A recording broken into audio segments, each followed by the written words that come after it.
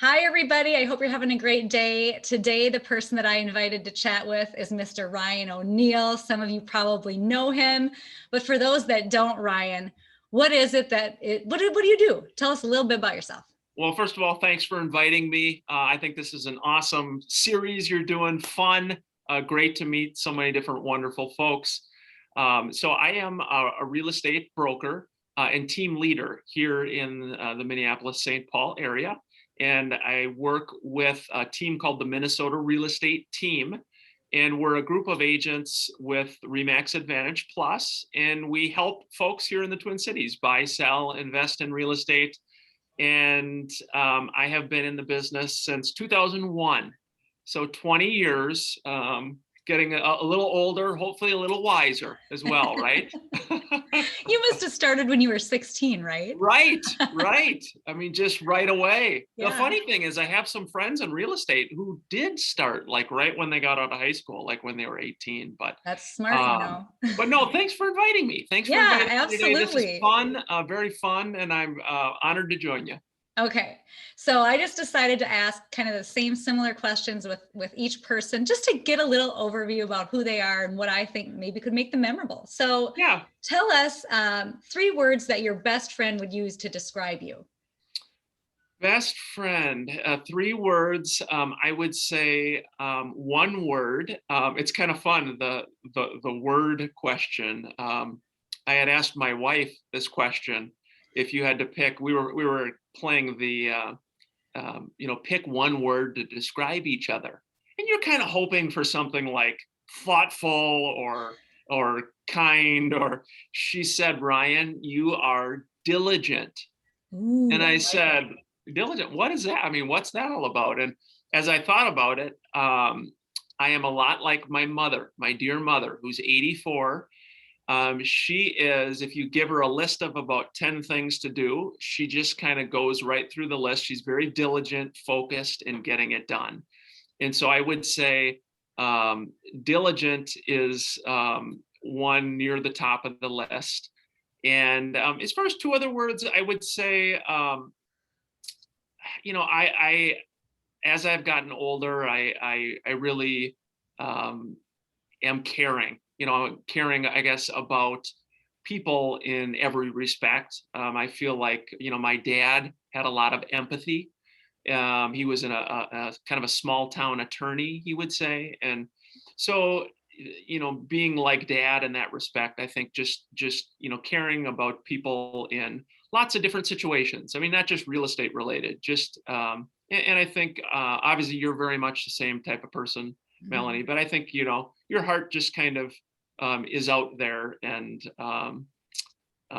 in a lot of different respects. So caring, and then I would probably also say passionate. I when I get into something, I want to give it 110%, and so being passionate about it is something too that comes to mind. That is true. Passion is everything, isn't it? Right. I love it. Absolutely. Okay, the second question.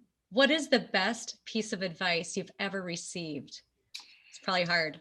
No, that is a good one, and I think back to I think back again to my dad. My dad is no longer living, but dad, with all of us. So I'm the youngest of 6, but he always told each one of us. He said really follow your heart in life.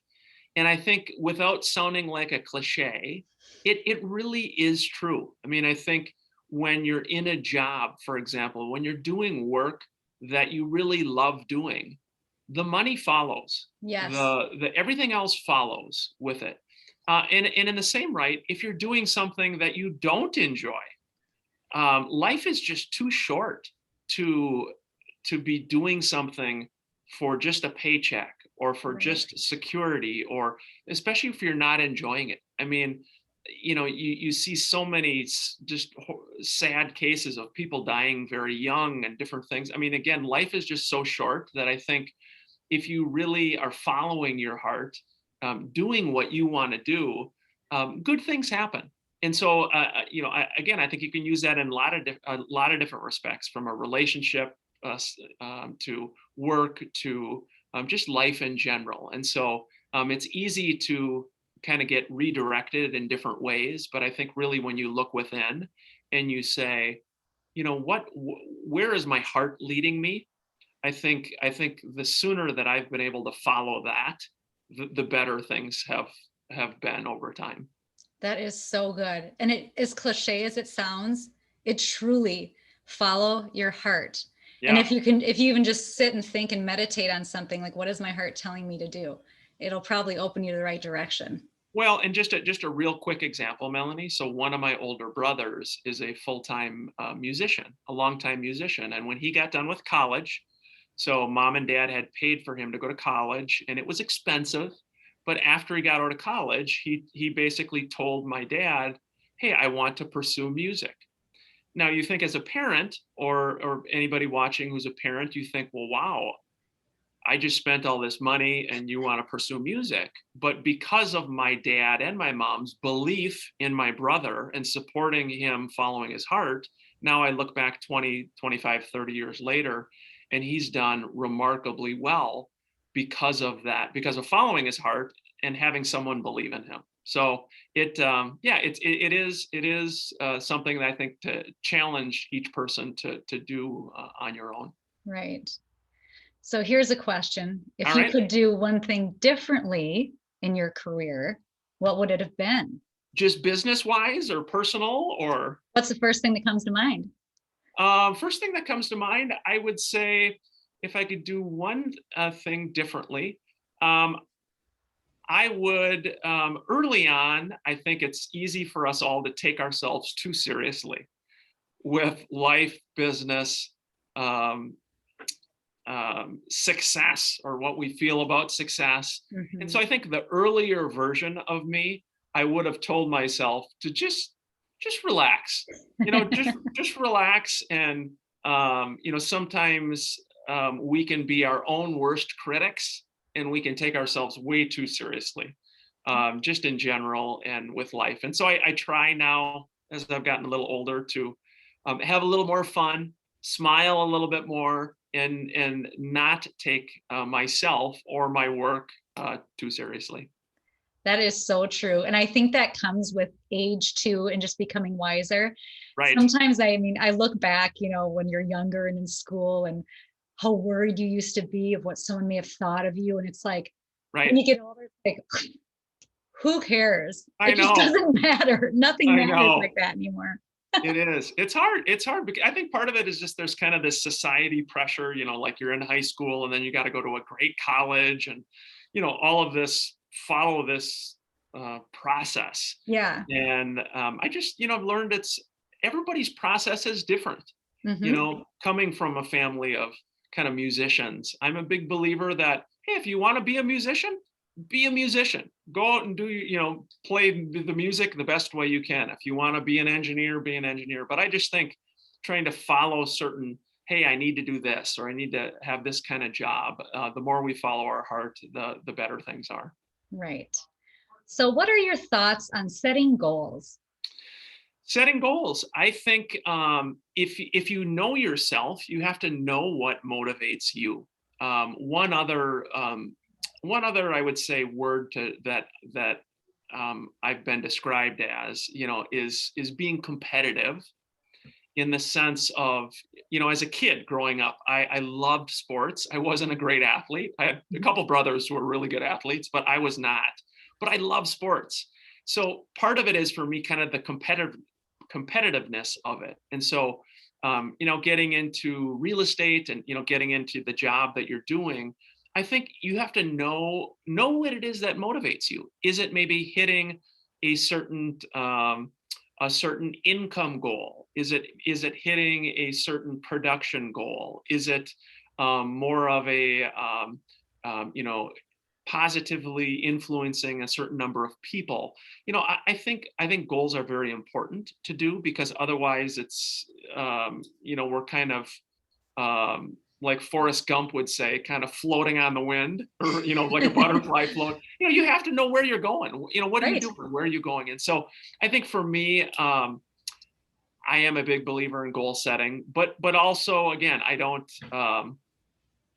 push so hard that it hurts other parts of other relationships or other parts of my life. Right. So here's the biggest question of all. Oh boy. What in your mind is the number one key to success? Number one key to success. And I purposely didn't look at your questions so that I could just think spontaneously and not sound prepared. The number one key to success, I think, is being good to others. I think when you genuinely want to be good to others in some respect, I think the life, the universe, business has a unique way of rewarding everyone involved. And so for me, with our team over the years, that's been one of my goals, is how can I be good to the people that I'm working with? And that doesn't always align with what where I'm going or what I want to do. Maybe it's an agent who says, hey, I'm going to leave and start my own brokerage. Maybe it's in someone that says, hey, I'm going to do this. I think when you just genuinely want to do your best to try to be good to people, I think success follows. And it's hard because we all have our own unique way of doing things, or our own sort of agenda, if you will. But I think when you realize that in the world, when you listen more to others, you realize that the world is not just about you and what you're doing and what you want to do. When you really, again, try to build those meaningful relationships, being good to others, I think, again, following your heart, I think success follows. Right. I agree. When you do good things, it's like a boomerang of life. Right. It's karma. Right. Like what you give out, you get back. Bottom line. It's so true. Well, and I think, again, too, without sounding like a cliche, but I think you just do it with nothing expected in return. Number one you know what thing. I mean? I think if you're doing something and it just especially, being in the real estate world, our business is all about goodwill and creating goodwill and being supportive of others. And I think the more that you can do that, the more that business can grow, that things over time, continued success will follow. Right. Thank you so much for meeting with me today. No, thank you. I really feel like you should write a book. Have you thought about that? Or do you have one started? No, you know what? A book would be good. It's funny, actually, Melanie, real quick. I have one of my college roommates this past summer wrote a book, and I was so proud of him. I ordered a bunch of them for team members. And so writing a book, hey, there you go. That's a goal. Well, hey, what's the name of his book so we can plug it? The book, his name is Mark Fennell. And the book is all about, it's a very similar kind of description. It's talking exactly about what he wished he would have known now when he was graduating as a high school senior. Ooh, so in other words, what is he? Yeah, so he's very much into that, but he's a good guy. Mark Fennell. His name is Mark. The author's name is Mark Fennell. I'll look it up. Fennell. But just a great guy. But awesome. But yeah, thank you. Thanks for doing this. Thank you so much, Ryan. It was great seeing you. I really appreciate it. Have a good day. All right, you too.